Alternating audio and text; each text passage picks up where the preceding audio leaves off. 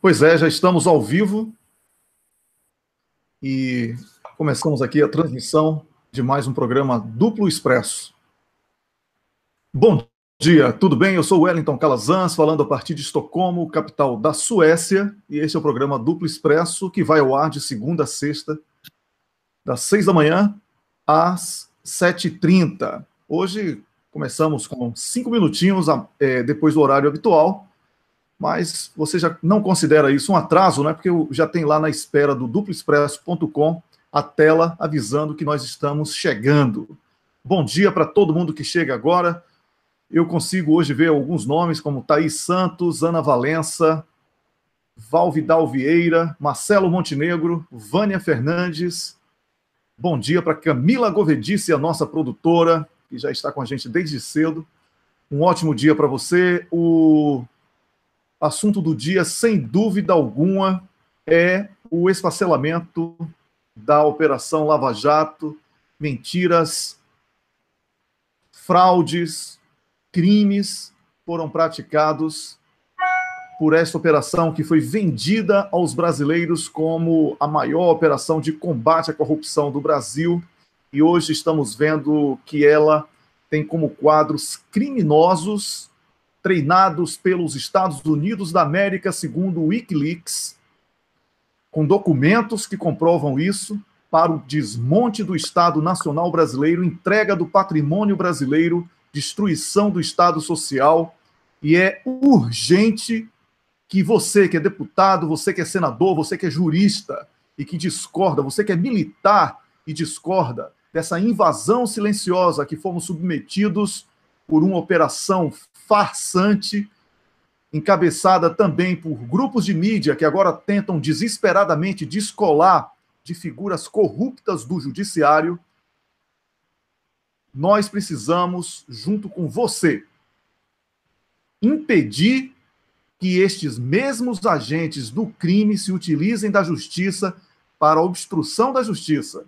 Por isso, é urgente o pedido de afastamento e até de prisão preventiva de quadros como Sérgio Moro, Daltan Dallagnol, Carlos Fernandes, Fernando, perdão, é porque ele quer ser ator mexicano, como diz o Rômulus, né? Carlos Fernando. E aí eu falo Fernandes porque ele é tão desimportante que eu não lembro o nome, tá? Agora, é preciso que você saia da teoria, saia do discurso, porque as palavras se perdem no vento, e entrem na justiça. Você entre na justiça, você que é senador, você que é deputado, você que é agente da justiça, militar, você que discorda de ver o Brasil como colônia, o Brasil sendo entregue descaradamente, você precisa agir, e é agora. E temos que usar a justiça, até porque isso fundamenta o nosso protesto, fundamenta a nossa argumentação. Rômulus Maia, bom dia. Bom dia, Wellington Calazans. Bom dia para você que está nos ouvindo aí nesse 7 de fevereiro de 2018. Wellington, eu cheguei aqui super animado, inclusive quero me desculpar pelo atraso, mas é porque eu estava vendo as reações de vocês, do mundo político, todo mundo, ao artigo bomba, mais uma vez a gente bota o adjetivo artigo bomba, que a gente publicou ontem. Wellington, foi um sucesso, o artigo simplesmente cancelou o resultado da perícia fake encomendada pelo Sérgio Moro à Polícia Federal. A gente soltou o artigo de manhã, às 8 da noite, sai na imprensa, lá no UOL, que a Polícia Federal resolveu adiar, pedir umas 15 dias, porque tinha sido desmoralizada, e aí depois de 3 meses na perícia, Wellington, eles disseram agora que também não tem a chave. Não tem a chave também, então que precisam de mais 15 dias. Não perceberam. Em 3 meses, eles não perceberam que não tinha a chave. Aí pediram mais 15 dias, que aí vai resolver, né? Hoje devem receber a chave, e aí, daqui a 2 semanas, entregam o resultado. É uma piada completa, Wellington. Então, assim, eu me comuniquei ontem com o advogado do presidente Lula, o doutor Cristiano Zanin, muito competente, que a gente sempre deu o nosso apoio aqui na área técnica, que ele faz com maestria, que não deve se confundir, eu sempre ressalta isso, com as diretrizes políticas. E aí, doutor Zanin, eu mandei para ele, né, isso, falei, já viu que cancelaram a perícia da PF? Ele, pois é, parabéns para vocês aí. Então, assim, a gente aqui, a comunidade aí, eu não tenho nenhum problema de falar, porque o mérito não é meu, o mérito não é do Wellington, o mérito é da comunidade, porque sem a contribuição de vários leitores e colaboradores, não é nem leitor, são colaboradores, e sem, em especial, da nossa colaboradora Doc, que não quer se identificar, a gente não teria chegado àquele resultado. Então, assim, aquilo foi a pá de cal. Eu vi gente falando assim, olha, finalmente vocês deram um tiro no peito da Lava Jato com aquela informação da empresa americana, agora não tem mais como eles dizerem, foram pegos na mentira. Ao longo do dia, Wellington, logo depois que a gente publicou, a Globo tirou do ar a postagem do Matheus Leitão, filho da Miriam Leitão. Aí eu botei no post que eles tinham tirado do ar, e não adiantava, que a gente tinha print, lógico, eu tinha print, salvei em formato HTML, salvei todas as maneiras possíveis e imagináveis. Aí botei lá no post, aí voltou depois, né, porque deram recibo, né, eu publicar, os caras apagarem o artigo, aí botaram de volta, voltou para o ar. Mas a gente tirou print de quando estava fora do ar. A gente tira print de tudo. Não sou só eu, não. Pessoal lá no Twitter já. Eu tenho print e tal. Então, a gente já conseguiu reações importantes ontem na entrevista aí com os senadores Roberto Requião e Vanessa Graziotin. Ambos mencionaram o artigo. Eu vou colocar agora, quando a gente fala com a Patrícia Wauquiez, vou colocar na descrição do programa aqui hoje, que a gente vai debater mais no final, evidentemente, os pontos principais.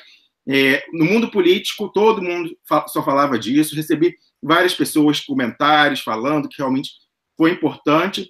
E aí, Wellington, eu, inclusive, consegui falar ontem, tanto com o deputado Paulo Pimenta, que é por troca de mensagem, com o deputado Paulo Pimenta, que é líder da bancada do PT na Câmara, e mandei também para a senadora Gleisi e falei com a assessoria dela. Só que eles estavam muito envolvidos ontem, os dois falaram isso, na questão da reforma da Previdência. O Paulo Pimenta, inclusive, me falou que tinha pedido para o Vadir Damus olhar para ele o artigo, para depois... Então, eu estou na expectativa de que hoje, né, deve dar tempo para eles olharem e embarcarem nessa também, porque a gente teve a liderança do professor Emir Sader, a quem eu rendo minha homenagem, compartilhou bastante, compartilhou no Twitter, no Facebook, a denúncia. Inclusive, queria registrar aqui, eu li um livro do professor Emir Sader sobre a evolução da esquerda no Brasil, chamado O Anjo Torto, na escola, quando eu tinha 14 anos, mesmo ano em que eu li O que é a Ideologia, da professora Marilena Chauí. Eu estudei numa escola pública, Wellington, de excelência, uma escola federal, que era o Colégio de Aplicação da Universidade Federal do Rio de Janeiro. Então, assim, não, era pequeno, era restrito, você entrava lá por concurso, muito disputado, mais que o vestibular. Então, era até injusto, porque era meio elitizado. Mas eu queria dizer, a minha escola tinha partido humanista, partido da humanidade. E isso eu agradeço, essas influências, e com certeza contribuíram para eu estar aqui hoje com as posições que eu tenho, Wellington. Rômulus, eu sou grato a você aí por essa introdução, eu quero parabenizá-lo, né? Somos colegas, mas somos humanos. Eu funciono muito bem com crítica construtiva, viu? Eu nunca gostei de quem chegar só falando mal, assim. Eu gosto de quem fala assim, olha, mesmo quando estou errado, alguma pessoa fala assim, olha, isso aqui não foi bom, você poderia ter feito dessa forma. Então, eu gosto muito dessa crítica construtiva. E aí eu quero aqui aproveitar que somos colegas e que o nosso público entende que nós não temos idolatria, nem entre nós, nem com ninguém, né? E eu quero falar que você foi muito dedicado e que o êxito desta publicação, que culminou aí com uma adesão em massa, porque realmente é o grande acontecimento do momento, a adesão em massa de vários políticos, intelectuais, jornalistas, da sociedade como um todo, ativistas de diversos lugares. Esse êxito, eu tenho certeza que você foi parte importantíssima, certo? Porque até mesmo para hoje o grande desafio do editor não é editar conteúdo vindo de jornalista da sua própria redação, é conhecer diferentes realidades vindas a partir do público. Esse é o grande desafio do editor. E você foi brilhante ao saber separar o joio do trigo do que vinha do público para culminar com essa publicação de ontem. E como você falou, já foi repercutida aqui mesmo no Duplo Expresso e nas páginas que compartilham com a gente, e através do senador Roberto Requião, através da senadora Vanessa Graziotin, que eles fizeram ontem um excelente debate aqui, muito mais por eles do que por nós, porque nós estamos aqui fazendo perguntas que são perguntas que vêm do povo, do público, e por isso talvez sejam perguntas tão autênticas e que permitam essa tranquilidade para que os entrevistados fiquem à vontade para falar com a gente. Agora, você sabe para quem é que eu estou ligando aqui agora? Um minuto antes de você chamar a Paty Vauquier, nossa colunista aí, só quero registrar É impossível. Ô, Rômulo, peço desculpas, é impossível. Corta o microfone, Wellington. Corta o microfone um minutinho. Se eu cortar o microfone, o pessoal do Facebook não ouve você. Então, é uma questão técnica mesmo. Tá. Então, pede só para a Paty esperar 10 segundos. Patrícia, um minutinho só, bom dia, tá bom? Um minutinho só. Eu queria só registrar. Você falava aí dos jornalistas. Realmente, a gente está cada vez mais furando o bloqueio. Alguns veículos começam a repercutir essa pauta. Eu queria saudar aqui, em especial, o Jefferson Miola, que já entrou nessa pauta desde o fim de semana, vem publicando artigos. Mandei para ele mais esse, e mandei o áudio, né, que a gente publicou semanas atrás, para ver se ele consegue resumir, porque ele tem uma capacidade de síntese importante. Meu artigo é elaborado, eu sei disso, é muito extenso, mas é o meu jeito, e ali precisava ter toda a base para justamente as pessoas virem agora e canibalizarem. Eu quero que as pessoas vão lá e roubem a propriedade intelectual, se apropriem e façam um resumo. Então, ele, com aquela capacidade de síntese dele, vai tornar de uma maneira mais acessível, eu acredito. E, além disso, queria saudar também, Wellington, o jornalista Luiz Nassif, que ontem à noite também entrou nessa pauta e publicou um importante artigo, que eu recomendo que todo mundo leia lá no GGN, que chega a conclusões muito parecidas com as nossas, Wellington. É isso aí, Rômulo. Concordo com você. Bom dia, Patrícia Vauquier, que está em Paris. Bom dia, Rômulo. Bom dia, Wellington. Tudo bem? Bom Como dia é que tá? a todo mundo. Tá frio aí o negócio, né, Patrícia? Tá uma calamidade pública. 20 centímetros de neve acabou com a rotina de todo mundo aqui. Não tem trem, não tem ônibus, não dá para andar na rua. Mas tá lindo. Pois é, Pois é, aqui também está com neve, então é uma maravilha. Hoje estava menos 9 graus logo cedão, assim, uma coisa maravilhosa. Patrícia, é um prazer ter você aqui para mais um comentário. Andam dizendo por aí que as obras no Brasil são mais lentas e que os orçamentos acabam sempre passando da previsão, e isso foi usado, inclusive, por um canalha chamado Sérgio Moro para justificar o desmonte da indústria pesada e construção civil do Brasil. Patrícia, isso acontece em outros países, Patrícia? Atraso em obra. Sim. Atraso em obra e sobrecusto de obras de infraestrutura é uma das coisas mais comuns que tem em qualquer parte do mundo. Se você perguntar qual que é a chance de uma obra atrasar, eu vou te dizer que é 100%. O que a gente pode discutir é se ela vai atrasar uma semana, um mês, 2 meses. Mas, por exemplo, tem o Big Dig, que é que foi uma obra em Chicago, uma das maiores obras de infraestrutura em Chicago. Ela demorou 10 anos para ficar pronta. Tem um artigo que eu utilizei na minha tese, que ele discute justamente isso, que o sobrecusto das obras e o atraso nas obras. Ele pesquisou 250 obras de infraestrutura no mundo inteiro e ele chega à conclusão que de cada 10 obras, 9 tem um sobrecusto de 30%. Depois, o governo tá sempre junto. Uhum. E como é que fala? O governo está sempre junto, quer dizer, não necessariamente para que haja obras pesadas de construção civil, para que haja obras de infraestrutura, há necessariamente a participação do governo. É isso que você quer dizer para o público, é isso? É isso, e que é normal, é comum uma obra atrasar. Por quê? Porque quando, por exemplo, obras de metrô, você faz uma estimativa. Por exemplo, deixa eu só fazer um parênteses, porque quando a gente usa métodos estatísticos, por exemplo, aquela teoria lá que o Dedê utilizou para condenar o Lula, a teoria bayesiana, a gente utiliza, por exemplo, essa teoria para estimar o que tem no subsolo.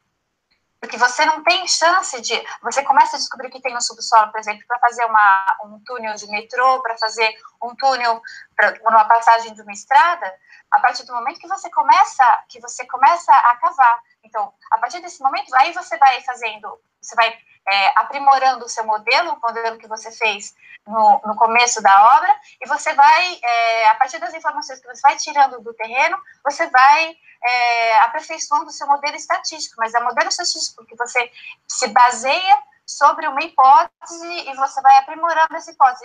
Esse é a probabilidade, por exemplo, de você ter um terreno bom, a probabilidade do terreno continuar se conservando naquelas características que você tinha previsto antes.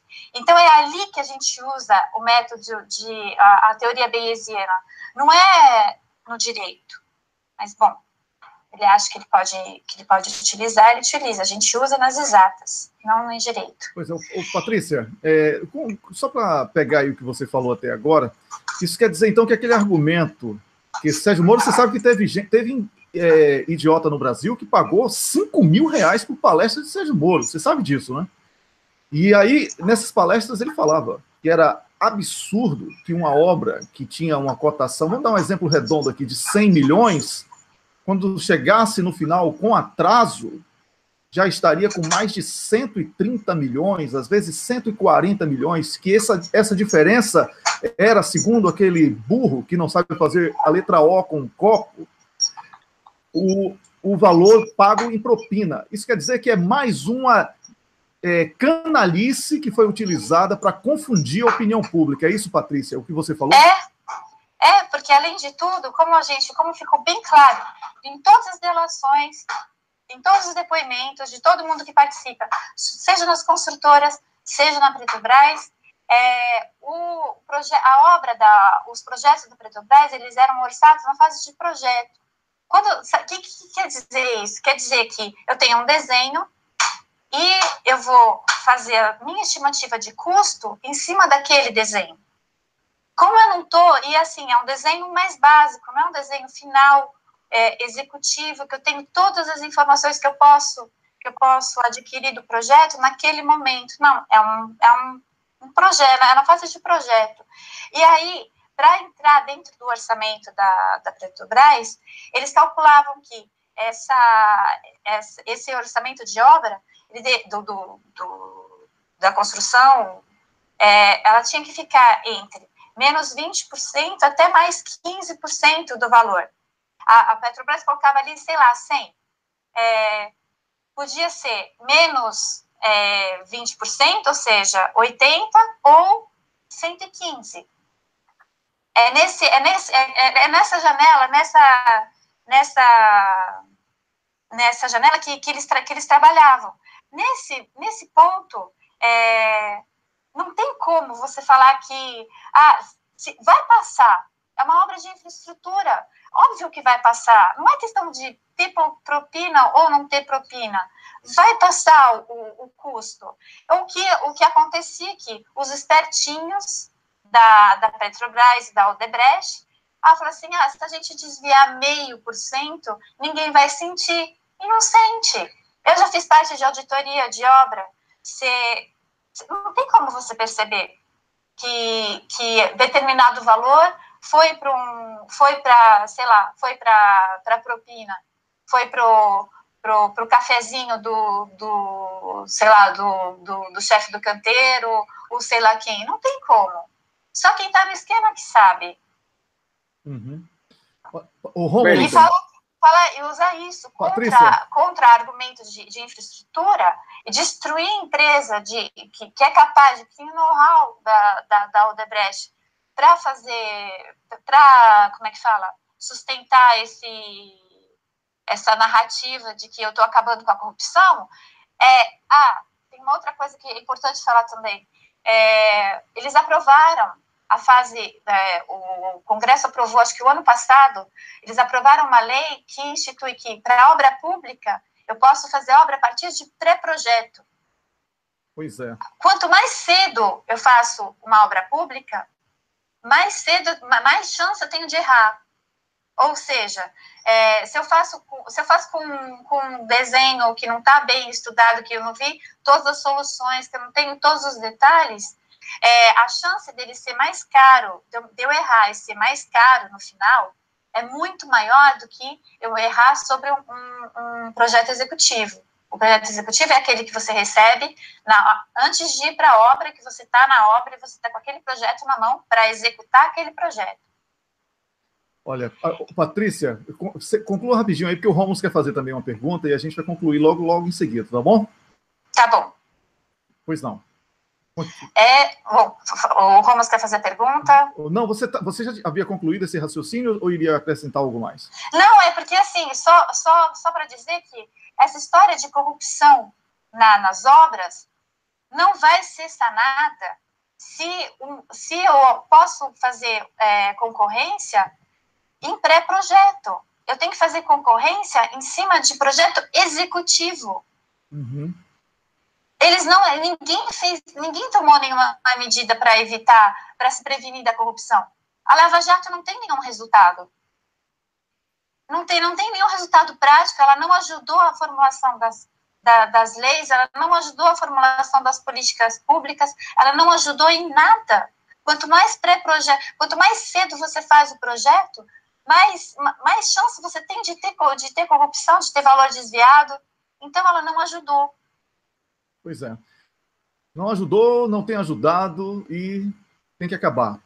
O Rômulus, eu vou agora passar para você, pois não. Na verdade, são comentários brevíssimos, porque a Patrícia falou da forma absolutamente correta, técnica, mas a gente tem que traduzir isso para as pessoas. O que ocorre?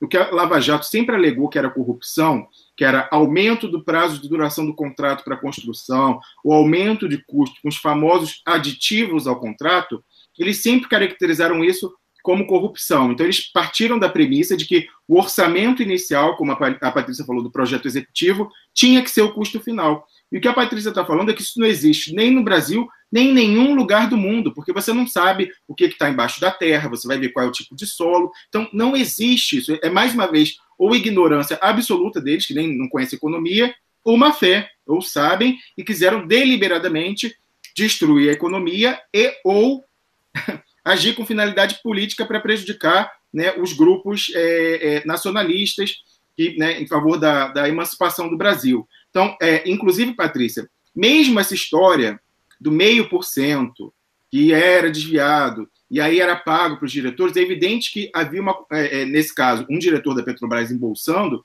havia corrupção passiva. Mas nem nesse caso a gente consegue comprovar uma lesa objetivamente ao patrimônio público, porque isso era retirado da margem de lucro da construtora, da Odebrecht. Se nós pegarmos, né, Patrícia, a taxa interna de retorno, grosso modo, assim, o que a empresa ganha com uma obra, ela estava em linha com o resto do mundo. Então, não havia um superfaturamento para a Odebrecht ganhar mais e aí tirar esse plus e dividir com os corruptos. Não, era a taxa interna de retorno, a lucratividade estava em linha com o mundo e havia um acerto ali dela tirar e financiar partido, ou então dar para o cara lá, e aí o cara, né, embolsava na pessoa física. Não é isso, Patrícia?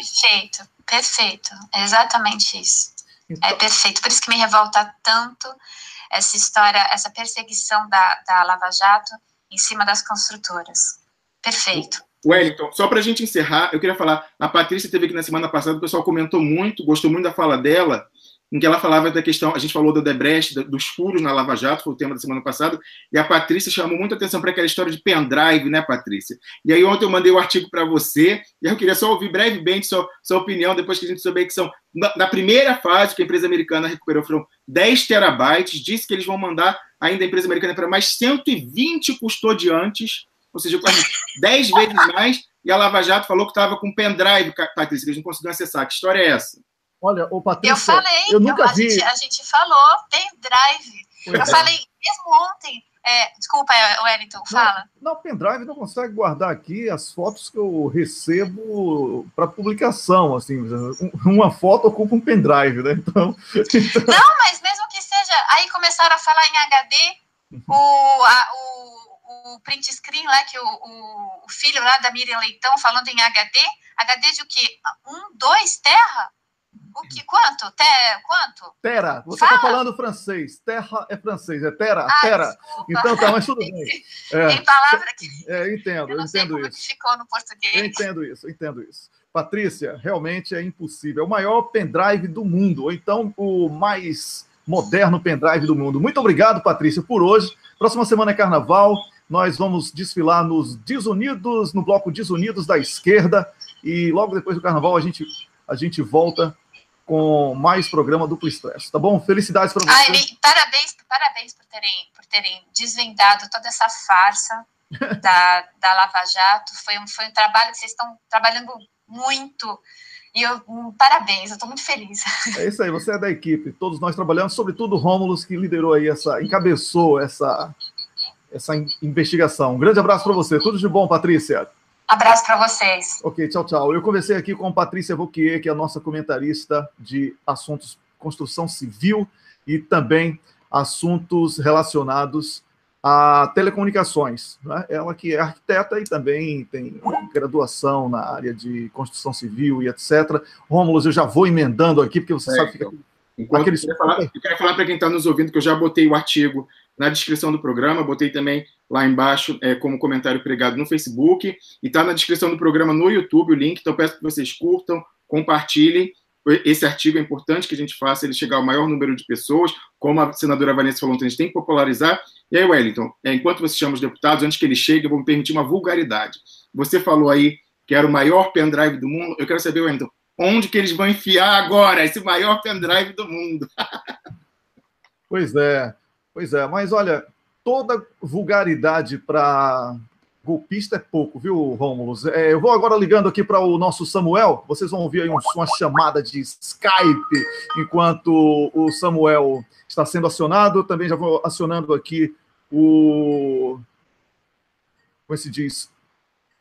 O deputado convidado hoje, o deputado Glauber Braga, do PSOL, mas eu já estou aqui em linha com Samuel Gomes. Bom dia, Samuel. Bom dia, como estamos? Bom dia, Samuel. Olha, prazer tê-lo aqui. Já estamos também em linha com o deputado Glauber Braga, do PSOL do Rio de Janeiro. Bom dia, deputado Glauber. Bom dia, prazer é todo meu. Que bom a gente estar tendo a oportunidade aqui de fazer esse bate-papo. O prazer é todo nosso, o deputado Glauber Braga, que é, sem dúvida alguma, um parlamentar exemplar e que deve ser acompanhado por você de qualquer parte do Brasil, hein? Porque ele representa o estado do Rio de Janeiro, mas, olha, se teve um voto que me representou naquele fatídico 17 de abril, foi o do deputado Glauber Braga. O deputado estava muito, mas muito interessado em entrevistá-lo, mas sempre sua agenda estava chocando aí, não estava dando férias também com família, e a gente respeita muito isso. Que aqui na Suécia, de onde eu estou falando, eu tenho que ficar de férias quando tem férias escolares ou feriado escolar, e Rômulo também na Suíça tem grandes dificuldades com isso quando tem esse tipo de necessidade de dar atenção. Então, eu estava numa expectativa muito grande, e o Samuel, que está aqui também com a gente, foi um grande interlocutor para que nós pudéssemos iniciar aqui esse debate. Eu quero parabenizá-lo pela atuação parlamentar, desejar as boas-vindas aqui ao Duplo Expresso, e eu quero começar perguntando tanto a você, deputado, como também ao nosso comentarista para assuntos jurídicos, o advogado Samuel Gomes, que está em linha com a gente, como é que a classe política deverá agir, a partir de agora, diante de todas as provas, inclusive publicadas recentemente pelo Wikileaks, de que a Operação Lava Jato, que foi vendida como uma operação de combate à corrupção, ela tem sido utilizada por forças externas para o desmonte do Estado Social, desmonte da soberania nacional e entrega do patrimônio público brasileiro. Primeiro, deputado, que é a primeira vez que vem aqui, o Samuel já é da casa, pode esperar um pouco. Deputado, como é que vamos agir politicamente, não apenas na base do discurso? Primeiro, eu que agradeço por essa oportunidade de estar fazendo esse bate-papo, essa conversa aí com vocês. Que bom que a gente está conseguindo poder trocar essas ideias hoje para articular uma reação que seja contundente. Mandaria a minha saudação também para o amigo Samuel, que fez a articulação aqui para essa nossa conversa. Olha, primeiro, é tendo a oportunidade de revelar, de dialogar com as pessoas, de que o que está em jogo, o que comanda a conjuntura brasileira, necessariamente é a questão econômica. São instrumentos, como você muito bem teve a oportunidade de dizer, para demonstrar que o desmonte do Estado brasileiro é o que vem na frente. Agora, se o desmonte do Estado brasileiro é o que vem na frente, e se uma parcela do judiciário está comprometida com esse projeto de desmonte, ou pelo menos está leniente com o desmonte que está se operando no Brasil, não cabe outra alternativa, outra solução, a não ser, na minha visão, em primeiro lugar, ter amplitude na resistência institucional.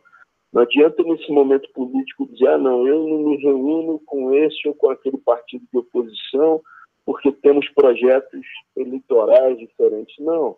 Tem que ter amplitude para resistir ao que está colocado, mas, ao mesmo tempo, continuar um processo de mobilização para que a gente tenha reação e mobilização nas praças e nas ruas brasileiras. Essa semana, por exemplo, eu estava vindo para Brasília e ali no aeroporto Santos Dumont tinha um grupo de trabalhadores e trabalhadoras mobilizando contra a reforma da Previdência na porta do aeroporto.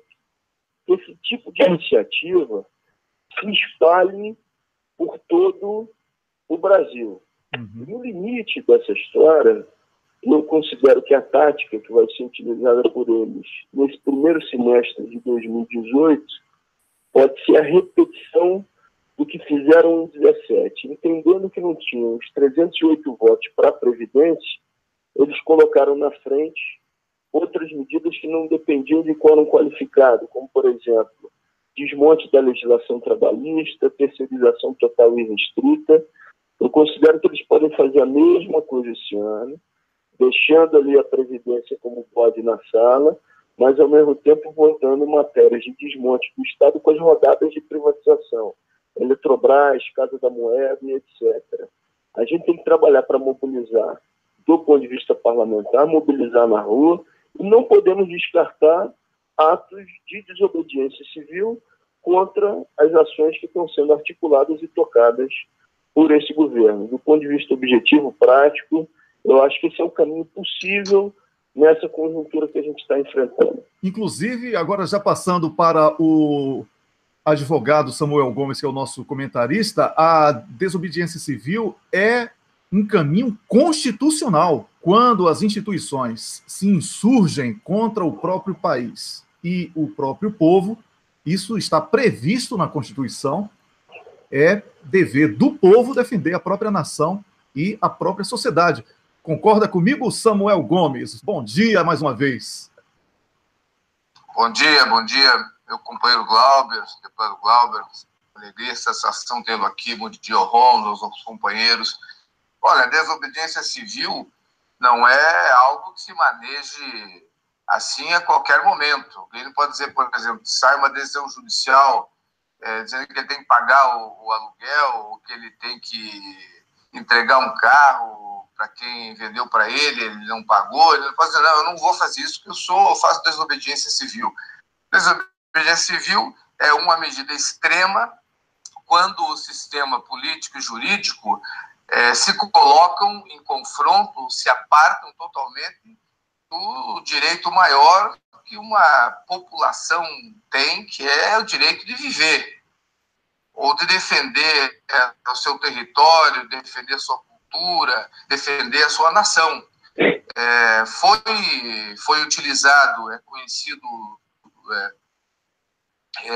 internacionalmente esse direito, e ele surgiu de um norte-americano, que, aliás, é o meu herói norte-americano. Eu tenho um lá, tenho alguns. Um deles é o Henry David Thoreau. Esse cidadão, ele, quando os Estados Unidos estava fazendo a guerra de rapina contra o México, os Unidos atenção, do México, território no qual hoje está. Samuel, houve um problema aí na sua conexão. Você estava falando Fugiu. Sim, falando sobre ave de rapina contra o México. E aí você retoma. Não, a guerra de rapina dos Estados Unidos contra o México, sim, que surrupiou do México, roubou do México o território da Califórnia, Novo México e Texas. Quer dizer, que hoje tem esses nomes. Durante essa guerra, um norte-americano disse: eu não vou pagar imposto, porque o imposto que eu estou pagando vai para essa guerra. Ele sabia o que estava fazendo, sabia que iria preso, e ele foi preso, e na prisão ele escreveu um pequeno texto, mas muito importante, chamado A Desobediência Civil. Esse texto chegou às mãos de Tolstói, claro que com o tempo, não tinha WhatsApp, internet, etc. E depois chegou às mãos de um indiano que estava preso na África do Sul, chamado Gandhi, Mahatma Gandhi, que utilizou essa ideia na libertação do povo da indústria da Inglaterra. Sim. Foi utilizado por Martin Luther King e assim por diante. Então, a desobediência civil é um recurso extremo, mas válido, quando está em jogo a sobrevivência da liberdade, das liberdades fundamentais, da liberdade política, da democracia.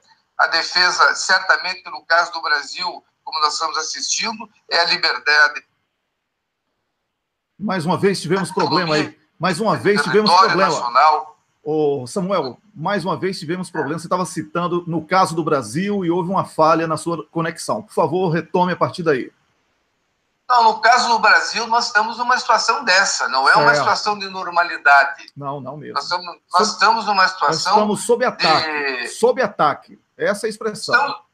Nós estamos sob ataque estrangeiro. Exatamente. Sob ataque estrangeiro, não espere do povo brasileiro que, de maneira cordata, se dirija ao matadouro. É evidente, isso não vai acontecer, isso jamais aconteceu. Nenhum povo na história da humanidade caminhou de maneira cordata para o suicídio coletivo, porque houve um rei, ou houve um juiz, ou houve um bispo, ou houve quem quer que seja que determinou: olha, agora é assim, vocês vão se extinguir como povo, como nação, vocês vão morrer. É evidente que a resistência, a desobediência civil, neste momento, está se colocando como um recurso perfeitamente legítimo, perfeitamente constitucional, perfeitamente suportado no direito internacional e na história dos povos, e na história do povo brasileiro, que não chegou até aqui, onde estamos, sem ter lutado, e lutado muito. E não será dessa vez que nós deixaremos de fazê-lo, evidentemente. Com certeza. Olha, eu quero destacar aqui que essa expressão desobediência civil, colocada pelo deputado Glauber Braga, que representa o estado do Rio de Janeiro, ela também já foi dita de outra forma por outro político que não é carioca, mas representa o estado do Rio de Janeiro, que é o senador Lindbergh Farias, que ele foi muito criticado também quando falou isso. Então, o deputado Glauber Braga está em sintonia com o que ele está vivendo ali no seu estado, Rio de Janeiro. Eu estive no mês de agosto, lá no Rio de Janeiro, e eu conversei com muitas pessoas. O Rio de Janeiro está abandonado, e a sociedade carioca poderá, sim, dar o passo inicial para essa insurgência contra o abuso das instituições contra o país e contra o seu povo. Rômulo, que é carioca, mas está na Suíça, vai agora fazer a próxima pergunta ao deputado Glauber Braga e também ao nosso comentarista Samuel. Então, primeiramente, o deputado Glauber Braga está dando retorno aí. Fica normal aí, vai lá. Primeiramente, o deputado Glauber Braga, acho que está dando... Não, parou.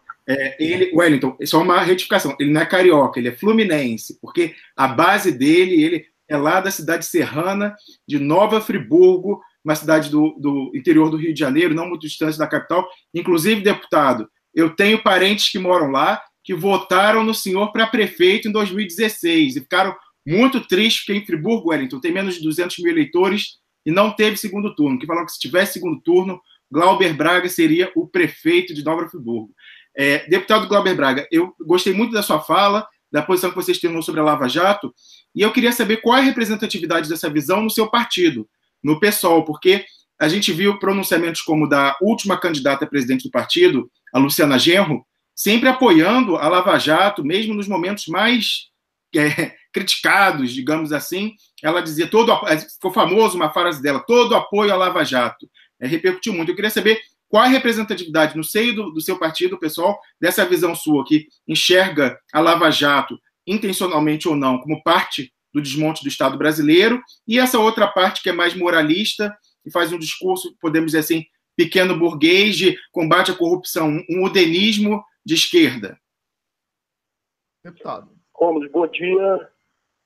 O PSOL é um partido composto por correntes diferentes, mas a posição majoritária do partido, conjuntural de tática para enfrentamento ao que a gente vem vivendo no Brasil, ela é de aproximadamente 70% do partido hoje, com uma visão que considera que a gente, em primeiro lugar, tem que ter amplitude para resistir ao que está colocado, e mais do que isso, a gente precisa fazer uma análise conjuntural do que está em jogo nesse cenário brasileiro. Se você for pegar as posições do PSOL desde o ano de 2016, com a primeira etapa do golpe, ela foi com toda a bancada votando contrariamente ao golpe. Depois disso, você teve a posição do PSOL condenando aquela que foi a decisão de primeira instância, sem provas, contra o ex-presidente Lula. Depois você teve a posição pública também da direção nacional do PSOL contra a decisão que quer retirar o ex-presidente Lula da campanha eleitoral, dizendo que, independente da nossa decisão congressual de uma candidatura própria no cenário de 2018, entendendo o que está em jogo na realidade brasileira, a gente tem uma posição contrária a essa tentativa por parte de uma parcela do judiciário brasileiro que tem jogado esse jogo do ponto de vista econômico. A mesma visão que é compartilhada hoje por esse, que seria 70% do partido, é também de uma análise crítica do que é a representação da Lava Jato no cenário nacional e do que ela tem jogado economicamente, e mais do que isso, com a venda de uma ilusão que é falsa, de que para que você tenha diminuição da corrupção, você tem que passar por cima de direitos e garantias fundamentais. Isso é a ampliação do Estado punitivo em detrimento de garantias e direitos sociais, porque sempre que você tem a aplicação de um programa que necessariamente retira direitos de quem está na base da pirâmide, você precisa ampliar o Estado punitivo exatamente para manter as pessoas sob controle. Então, eu te diria que hoje 70% do partido tem essa visão, é a posição da direção nacional do partido, e quem tem uma visão diferente e que expressa hoje essa visão em determinados momentos, representa a minoria dentro do PSOL. Samuel, agora o Rômulo vai fazer uma pergunta diretamente a você, tá bom, Samuel? Rômulo. Samuel, bom dia, meu amigo. Gostei muito da sua fala, contextualizando historicamente o direito à rebelião, né, o direito à desobediência civil, quando as instituições se voltam contra o cidadão. Essa é a perspectiva histórica. E aí, como eu sei que você é uma pessoa muito erudita, que lê muito, eu queria que você falasse um pouquinho da perspectiva até filosófica, da filosofia do direito, porque você veja, até o maior defensor do absolutismo, que era Thomas Hobbes, com Leviatã, ele fala que há o direito de rebelião quando o Leviatã, o monstro Estado, se volta contra a vida do sujeito, do seu súdito. E a gente tem famosamente no filósofo Spinoza, ele também reconhece o direito à rebelião quando o pacto é quebrado. Nós, na volta das férias aí da filósofa e nossa comentarista Marilena Chauí, na semana que vem, o tema será esse, certamente, o direito à rebelião na filosofia, mas eu queria que você já adiantasse para o nosso público aí para eles ficarem pensando lá no bloco de carnaval, Samuel. É uma boa alternativa para o carnaval. Agora, e a Marilena Chauí é a nossa especialista maior em Spinoza que nós temos.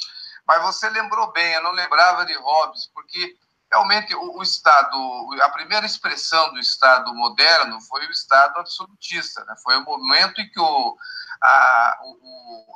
surge, em razão da necessidade econômica, ao mesmo tempo a degradação da aldeia, que era a unidade de produção, de organização social, ela vai perdendo espaço, e os feudos, que era a aldeia era o núcleo organizador do sistema feudal, a aldeia vai desagregando essa célula, vai desagregando o sistema feudal pela necessidade do capitalismo emergente de ter previsibilidade. Não dá para levar a mercadoria até um porto se no caminho tinha uma quantidade de feudos, cada um com a sua legislação, cada um com os seus impostos, etc. O capitalismo precisa previsibilidade para poder calcular, fazer o preço. Então, por essas e outras razões, realmente a aldeia foi desagregando e o feudo também. E o poder foi sendo concentrado na mão do rei, né? Então, nesse mesmo período surgiram instituições que nós temos até hoje, o exército regular. No começo era um exército mercenário, porque não queriam dar armas para os camponeses, então contratavam exércitos de mercenários para proteger essas unidades territoriais mais largas, e que eram os estados nascentes. Surgiu a diplomacia, surgiu a estatística, surgiu a economia política e surgiu a estatística para a necessidade de encontrar as pessoas dentro do território. Pois bem, o teórico mais importante foi Hobbes, e ele dizia: o soberano tem o direito de tudo, menos o direito à vida. Então, realmente, mesmo numa teoria, numa concepção absolutista do Estado, você faz uma lembrança muito oportuna, que é, digamos, o que de mais concentrador do poder, o que de menos democrático a gente possa imaginar. Mesmo aí, o teórico do absolutismo dizia assim, que o cara pode tudo, o soberano pode tudo, pode inclusive ter poder sobre a propriedade, mas não sobre a vida. E nesse caso, você faz lembrar bem, que nós estamos agora, na verdade, o Estado, esse Estado que nós temos aqui, ele está entrando na vida, né? Porque quando um governo diz assim, olha, é o seguinte, não vai direito de se aposentar, o direito de se aposentar é um direito que vai ser dado agora pelo banco.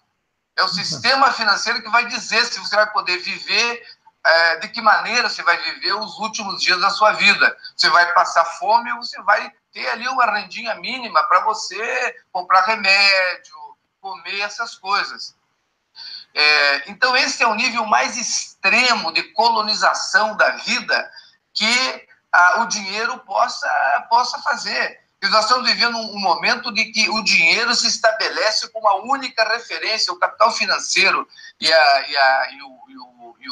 o poder do dinheiro se estabelece como uma única referência. Quer dizer, aquela ilusão neoliberal de que o mercado é um meio alocador racional dos bens e recursos na sociedade, e ninguém acredita nisso. Isso é uma fantasmagoria completamente idiota, a tal da mão invisível do mercado, que é algo mais fantasmático, mais irreal, uma crendice mais tola do que imaginar que existe uma mão invisível que estabelece a alocação dos recursos, pois essa loucura chegou ao seu extremo no Brasil em razão dessa desagregação do Estado.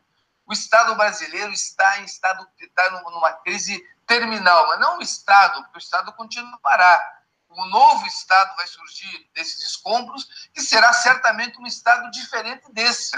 Então, a crise dói, mas saudemos a crise desde que nós consigamos aprender com ela, como aprenderam vários povos, como aprendeu Lenin, como aprenderam tantos, de entender que crise e oportunidade tem, inclusive no diagrama chinês, o mesmo diagrama. Crise e oportunidade é melhor a crise do que a estabilidade da injustiça, a estabilidade, os cunhas, etc., mandando. Então, saudemos a crise e dela com desobediência civil, com inteligência, com organização. Agradeçamos a Carmen Lúcia, ao Moro, aos auxílios moradia, que estão fazendo com que o povo veja que tipo de judiciário é esse, que juízes são esses, e vamos caminhar. É isso aí. Ô Samuel, eu vou aproveitar essa sua deixa de voltar aqui para o deputado Glauber Braga. Eu quero, antes de passar a pergunta aqui para o deputado Glauber Braga, avisar você que chegou agora, você está assistindo ao programa Duplo Expresso. Eu sou o Wellington Calazans e apresento com Rômulo Maia este programa que hoje debate com Samuel Gomes. Samuel, por favor, desliga aí o seu microfone, que você está fazendo muito barulho, está interferindo aqui, tá bom? Aí quando você voltar a falar, você aciona. Então, estamos conversando com o deputado federal Glauber Braga, do PSOL do Rio de Janeiro, e com o nosso comentarista para assuntos jurídicos, o Samuel Gomes. Deputado Glauber, a política, tentaram jogar a política na lama, todos os políticos pareceram iguais e sempre com uma péssima imagem diante de um ataque do Poder Judiciário na política. E eu quero saber agora que a guarda, né, como falamos na linguagem do boxe, do Judiciário está aberta, se os políticos vão aproveitar para dar esse nocaute necessário, porque em juiz a gente não vota, porque deputados, a depender do desempenho, ele é reeleito ou não, mas juiz, pior do STF, que tem cargo vitalício, o povo vai sofrer com eles até o último dia. Então, os políticos vão ficar aí assistindo ou apenas fazendo live no Facebook, ou dessa vez vão partir para mostrar aos juízes que estão representando a atual justiça brasileira totalmente desmoralizada, que eles devem se colocar nos lugares, nos seus devidos lugares e respeitar e saber separar, não é, os limites das instituições. Opa. Um minuto só, deputado, aqui houve um problema aqui de interferência. Houve um problema de interferência aqui. Vamos tentar voltar aqui com o deputado com um som melhor. Não entendo o que foi que houve. Não acontece Wellington, isso. Como você falava do boxe, o pessoal já fez o trabalho embaixo, né? Abriu a guarda, agora está na hora do gancho lá. Pois é. Deputado, vamos tentar por aqui. Vamos tentar por aqui agora. Deputado, eu estou ouvindo, por favor. Wellington, eu acho que essa entidade políticos, ela não pode ser tratada de maneira unitária, né? Uhum. Até porque muitos daqueles que são políticos brasileiros, eles estão auxiliando e servindo como braços de implementação da continuidade do golpe, que é para desmontar o Estado brasileiro, que é para entregar um pedaço significativo do nosso Estado e das riquezas nacionais para corporações estrangeiras e nacionais que têm algum tipo de relação com as estrangeiras, mais especificamente e prioritariamente o sistema financeiro.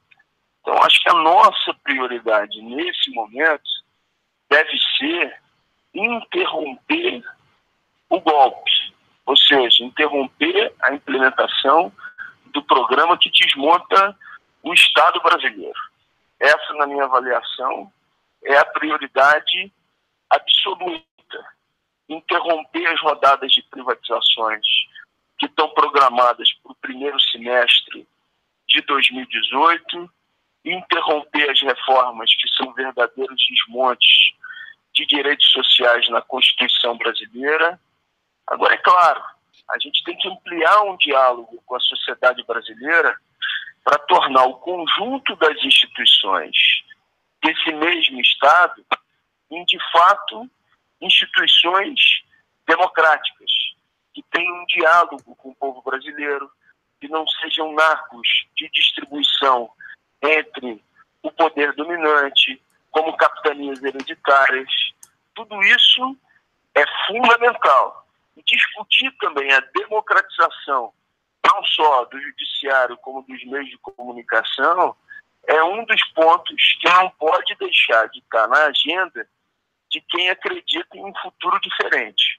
Mas eu considero que, do ponto de vista tático, a nossa tarefa principal para esse primeiro semestre de 2018 deve ser a paralisação do desmonte do Estado brasileiro e do golpe que está em curso para a entrega das riquezas nacionais e para a implementação de uma política de Estado mínimo. Olha, deputado, eu quero agradecer a sua participação aqui no nosso debate. Foi um prazer enorme tê-lo aqui. As portas estão abertas e espero tê-lo em outras oportunidades.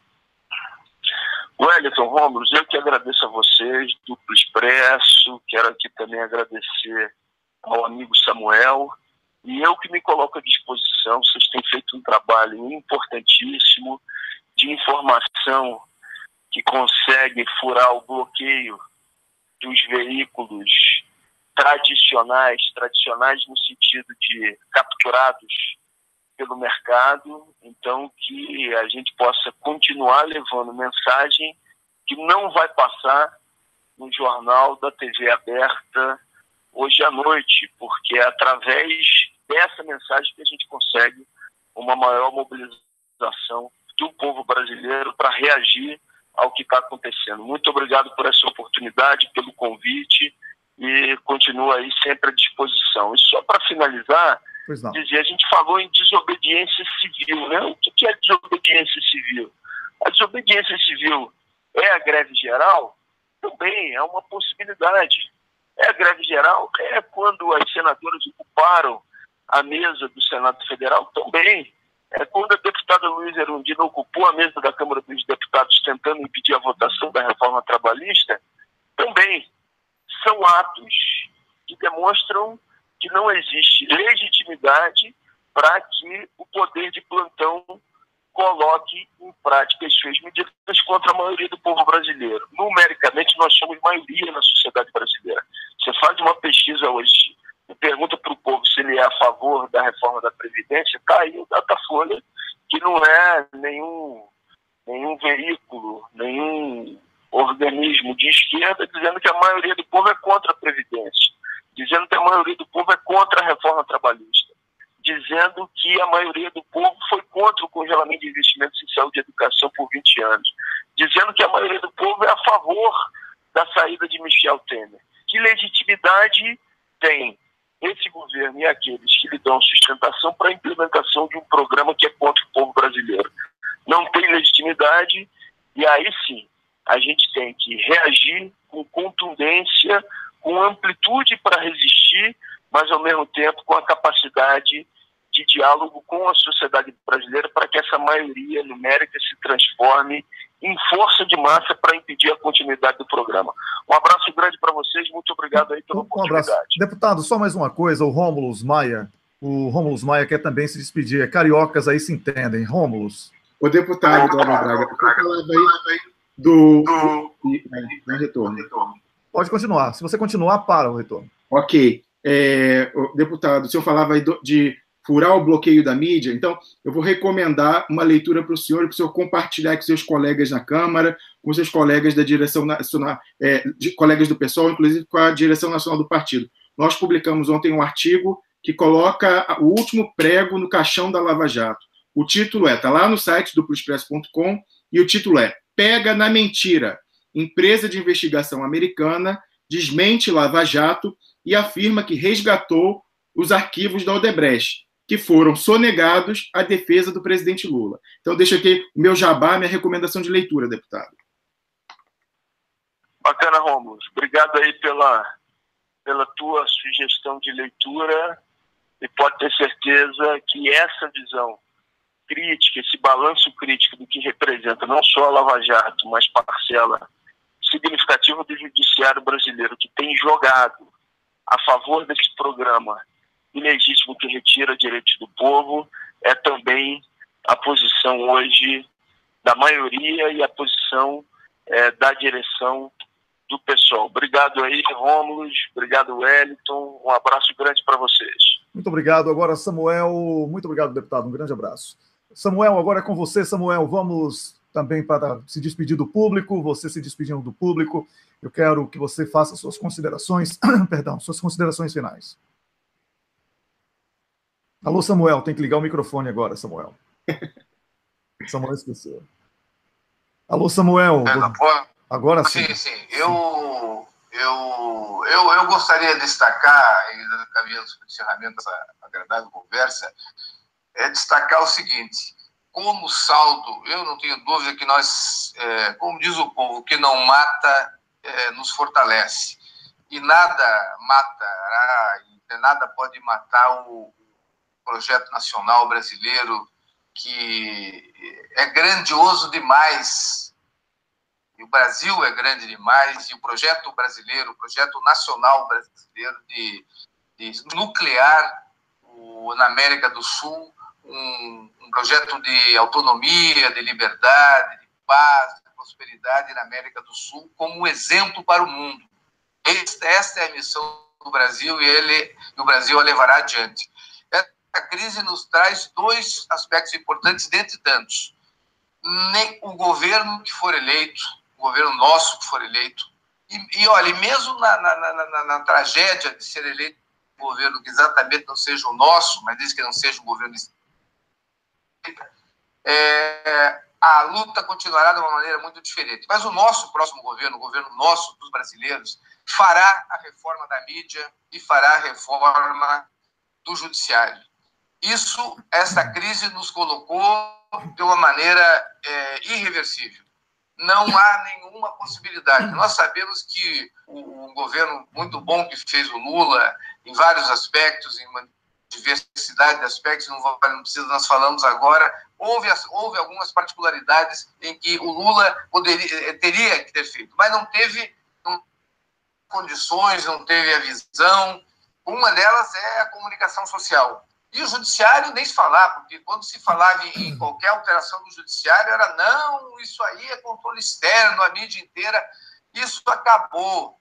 Essa conversa mole de que a mídia não tem que ser controlada, não nos seus conteúdos, mas na sua maneira de se organizar, como existe em qualquer lugar do mundo civilizado, no Brasil chegou definitivamente. Vai haver... Atenção, nós temos que Samuel. E o segundo... Oi. Cortou, você falou que vai haver, aí cortou. Você falou assim, vai haver e cortou. Por favor, repita. Vai haver nesse próximo governo nosso, que nós vamos eleger, a forma funda da mídia. Chegou para ficar. Não há mais ilusão em relação a isso. A maneira claudicante como os governos do PT trataram esse assunto não vai acontecer novamente. Outra é o judiciário. Evidentemente, com a contribuição muito importante do Moro, RF4, da presidente Carmen Lúcia, é claro que com os auxílios moradia, com os bretas, os triplex, os duplex, o povo brasileiro estabeleceu este nível de consciência. Este judiciário apodreceu e será substituído por um judiciário com controle social. Esse CNJ de brincadeira corporativo, que fica fazendo estatística de número de processos, que tem seu valor, essas medidas de controle da eficiência, mas evidentemente não dá conta da necessidade de nós termos um Estado democrático de direito, que nós ainda não temos, mas que está desenhando a nossa Constituição. O próximo governo brasileiro, e nós precisamos eleger deputados como Glauber em todo o Brasil para suportar um projeto de aprofundamento, de radicalização da democracia brasileira nesse próximo quadriênio. E eu quero agradecer a honra e a alegria de participar desse programa com você, Wellington, com o Rômulo, e com esse time espetacular de internautas. Certamente estamos dando aqui a nossa contribuição para esse processo. Olha, não tenha dúvida, o público... Tem que dizer isso aqui, tem que destacar isso aqui, Rômulo. O público adora a participação do Samuel. Então, Samuel, você não tem que agradecer, não. É a gente que agradece aqui a sua participação. Rômulo, agora você se despede do Samuel. O Samuel, eu só quero dizer que eu assino embaixo das reformas que você defendeu. E eu queria dizer, uma vez eu brinquei com o senador Requião quando estava aqui no programa, fiz uma escalação do Ministério dos Sonhos. Caso Lula voltasse, para mim, Requião seria o vice de Lula e acumularia a pasta das comunicações, Wellington.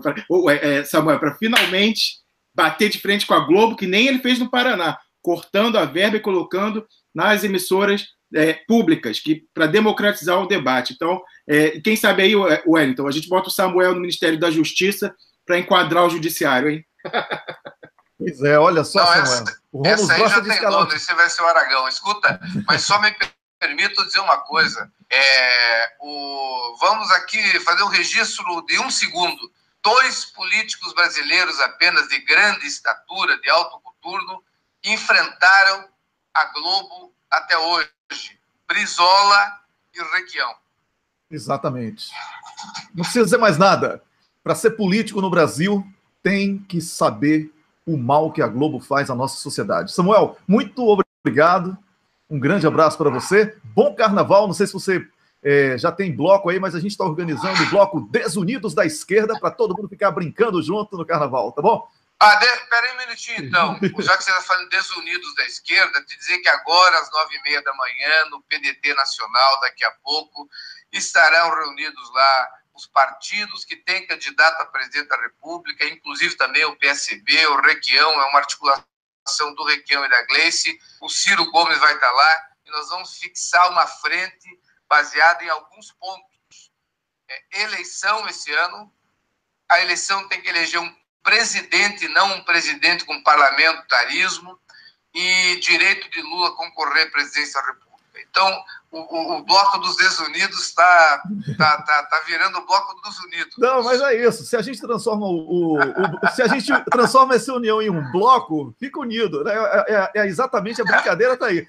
Samuel, uma observaçãozinha para despedir dele. O seguinte, Samuel, você falou aí que só 2 políticos enfrentaram a Globo. Tem gente que fala fora da Globo, mas uma coisa é enfrentar a Globo quando está no governo, como fez o Brizola no Rio de Janeiro, como fez o Requião no Paraná. Outra coisa é quando está fora ficar atacando pedra na Globo. Eu quero a pessoa que chegue lá com a chave do cofre e falar, não tem mais 1 centavo para a Globo. Isso, como você registrou, só 2 fizeram.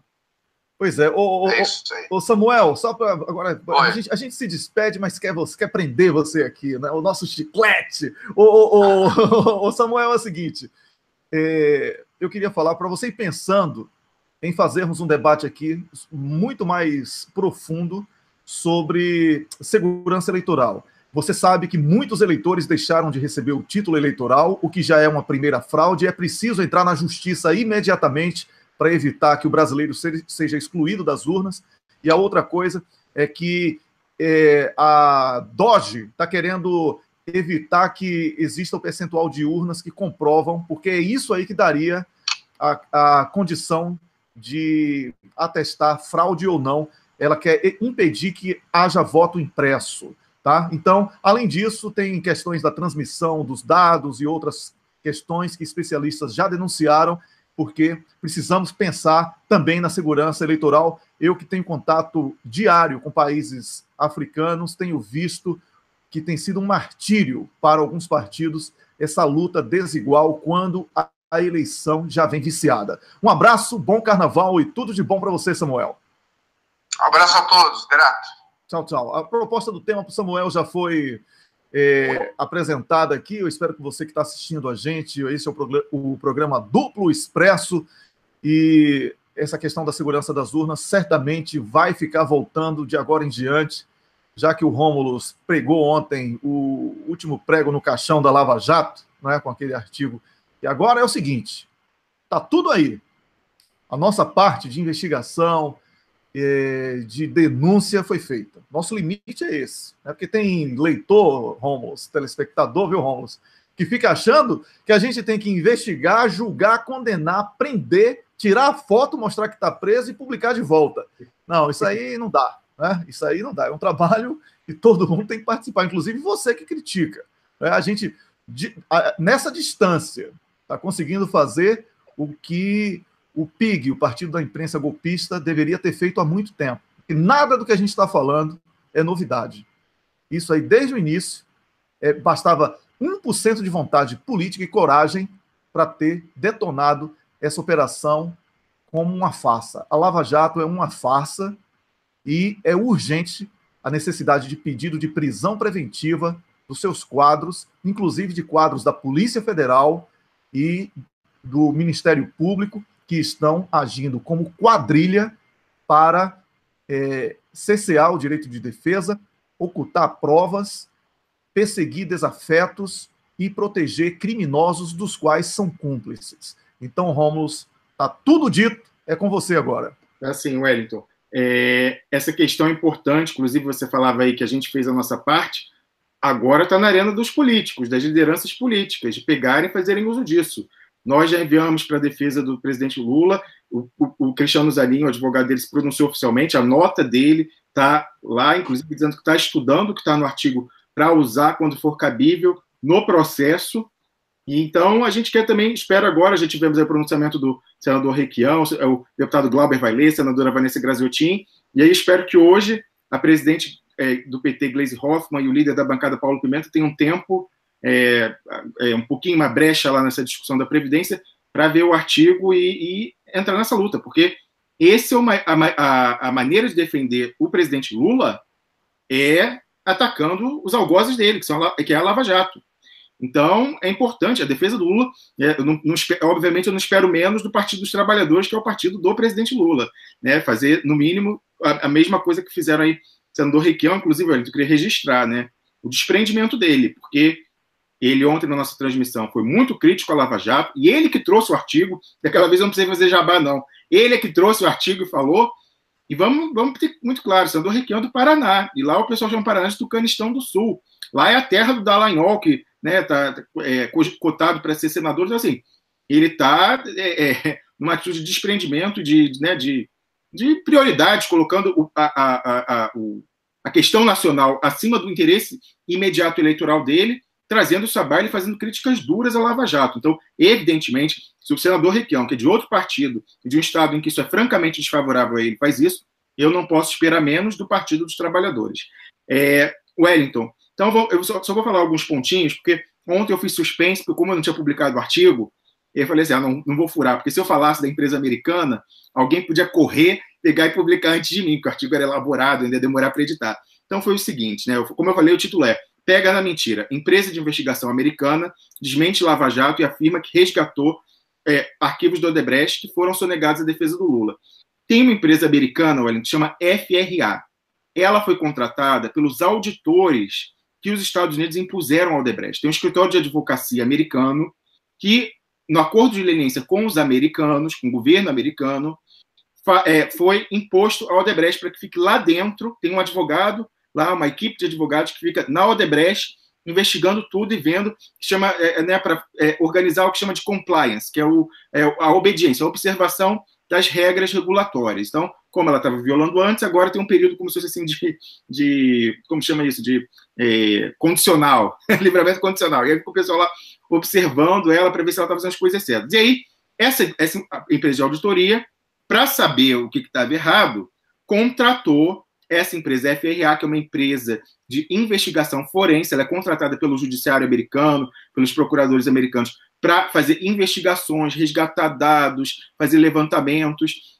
Então, é uma empresa importante, internacional, que atende a multinacionais. Contratou essa empresa para ir nos escritórios da Odebrecht. Atenção, não todos, como a gente falou aqui, o sistema é descentralizado e muitos são descentralizados, não conectados, e então cada parte tem cada localidade tem uma parcela e não tem o todo.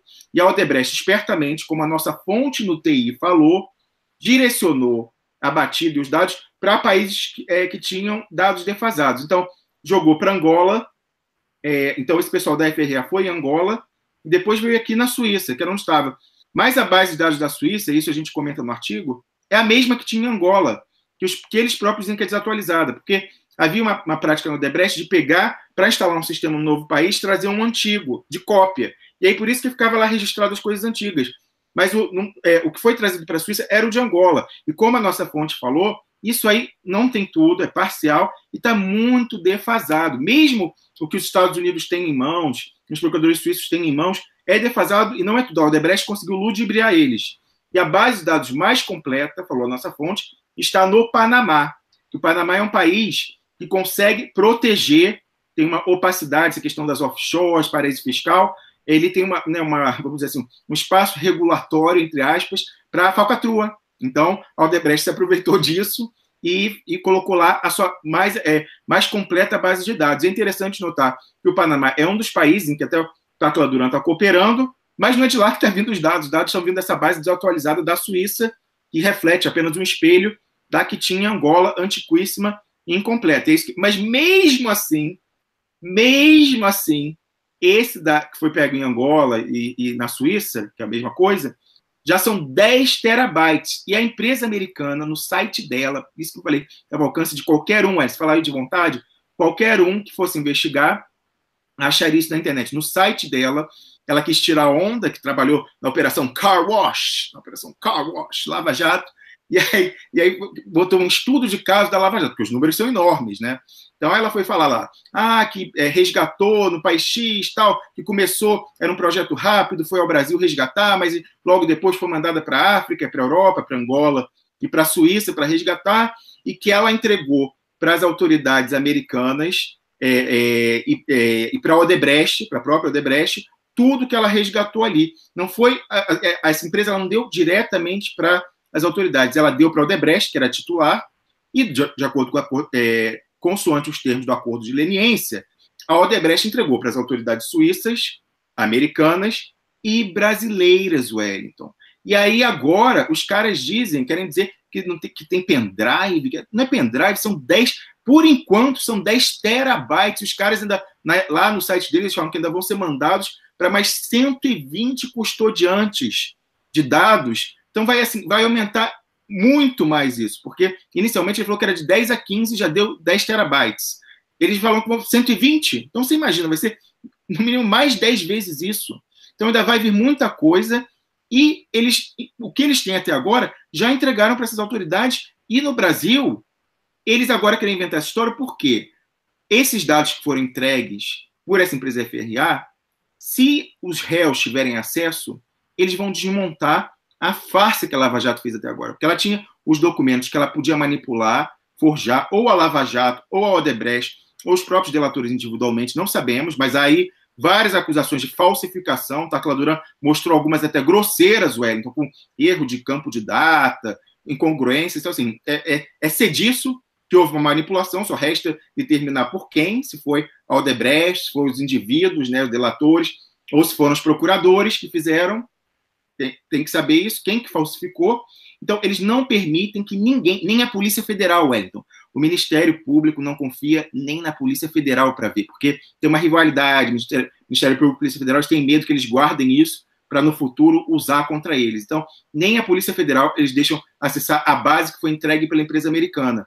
Porque, como disse o senador Requião ontem na entrevista, Wellington, ali sim, na base, que é incompleta e parcial ainda, repito, que é a desatualizada, não é tudo ainda. Se quer ver, aqui tem tudo, vai no Panamá. Mas mesmo essa desatualizada, ali é o Atlas da corrupção.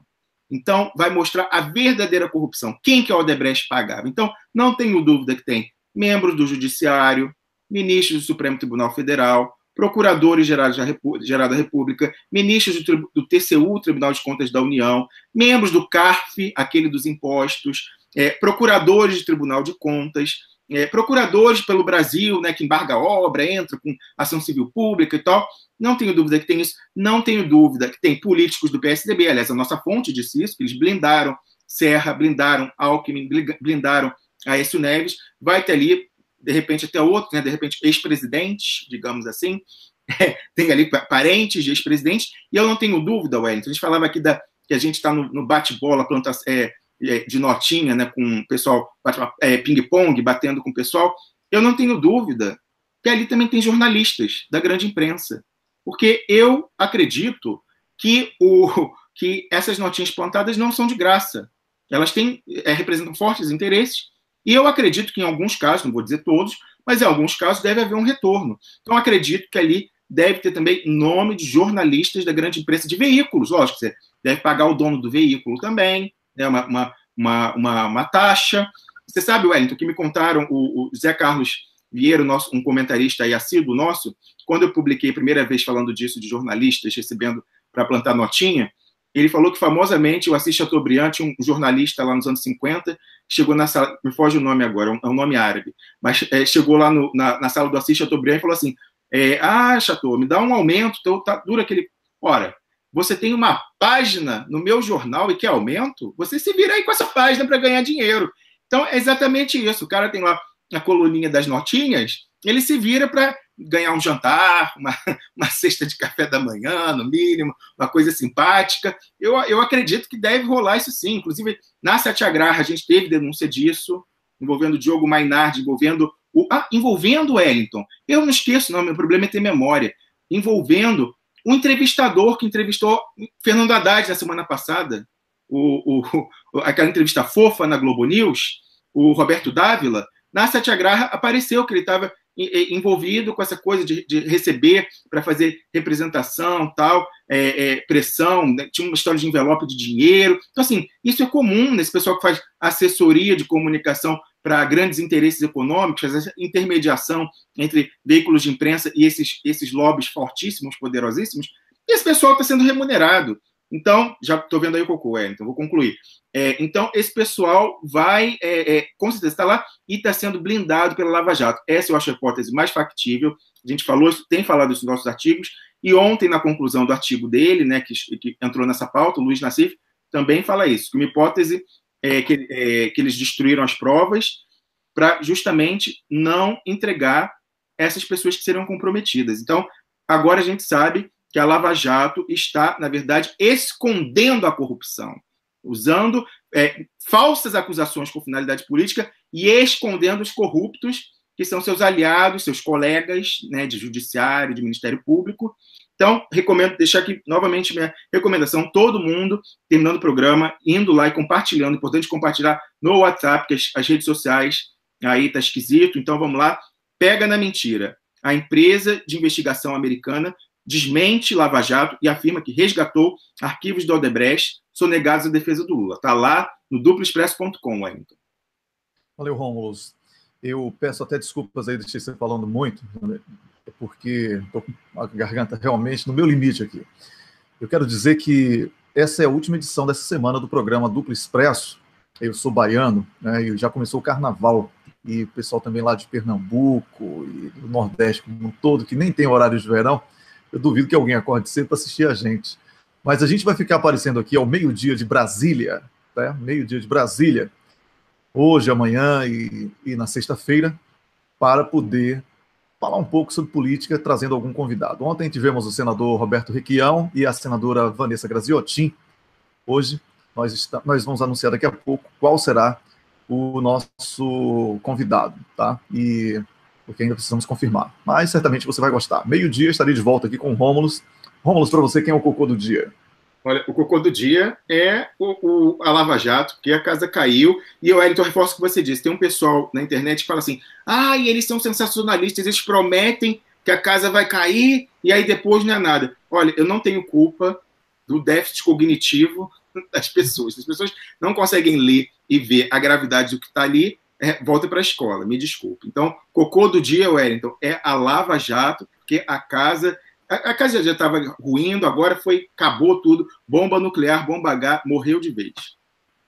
Valeu, Rômulo. Eu também ofereço esse cocô do dia aqui, é a Lava Jato, porque se vendeu tão bonitinha, né? Tão fofinha, né, Rômulo?